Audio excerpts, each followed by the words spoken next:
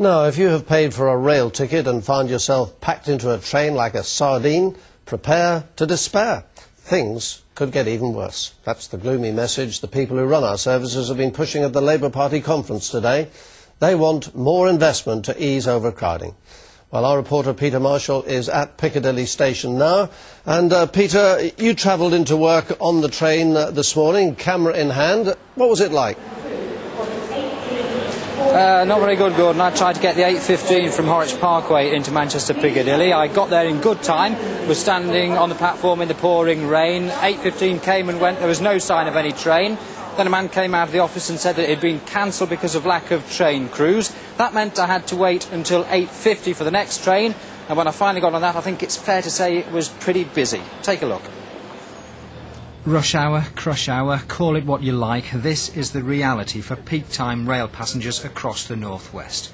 From Horwich to Manchester, return, it'll cost you over £6 to travel like this. From Monday to Friday, it's always like this, and then the trains are too small. You just kind of get used to it, don't you? Busy, you know what it's like. If you get an early train, you'll get to see the guys, isn't it? I've not seen it this bad for quite a while, but it is usually a standing room only. There's been a big increase in passenger numbers in recent years. The figures are quite startling.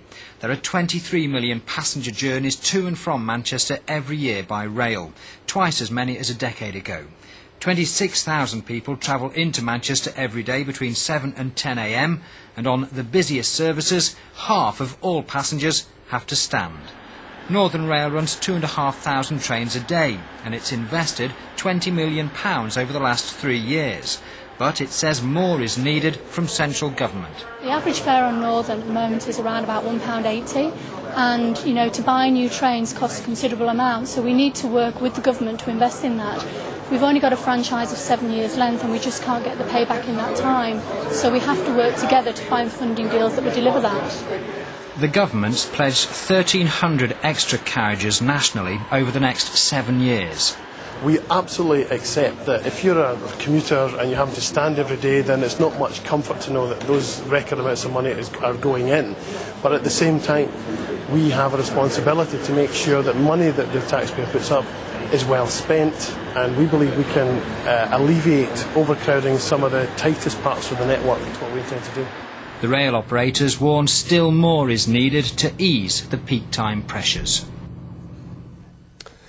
So, Peter, you were packed in like a sardine this morning coming into Manchester, but that was into Manchester. What's it like for the rest of the region? The same, better, worse? What's the picture? Well, yeah, my journey this morning was a snapshot, obviously, but I think it's fair to say that across the region, people are getting used to the fact that at peak times they're going to face overcrowding on their trains. And I've got evidence from one viewer who emailed us to say that she was going to get a picture of how bad the overcrowding was on her train from Earlham this morning, but she says that it was so crowded she couldn't even get her camera out of her pocket to take a picture. Back to you. Well, that sounds pretty crowded to me. Peter, thank you very much indeed. Well, if that makes you think of jumping in your car after seeing all of that, well, you might want to think again.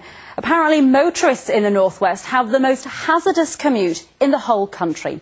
We are the worst region for crashes, have the highest number of casualties, and the length of time it takes to get into work is longer than in other places. And I should know the commute from Preston to Manchester every day is not easy. Well, now I'm joined by Sheila Ranger from the motoring organisation, the RAC, which compiled the report.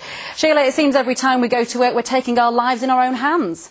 Well, the impact of the commute, of course, isn't just the amount of time you're sitting behind the wheel. It's also the risk you're running of road accidents and also the greenhouse gases that are being produced as part of that journey. So we try to evaluate the commute in that wider context, and unfortunately the northwest did come out as the worst. And you say that there are 5 crashes per 1,000 people here in the northwest, which is higher than anywhere else in the country. That's right. We think it's to do with the combination of roads in the northwest. There's a unique combination of motorways, very rural roads which people are using as commuter rat runs, and also very crowded urban routes. And there was one you picked out, wasn't there, particularly from Macclesfield, I think?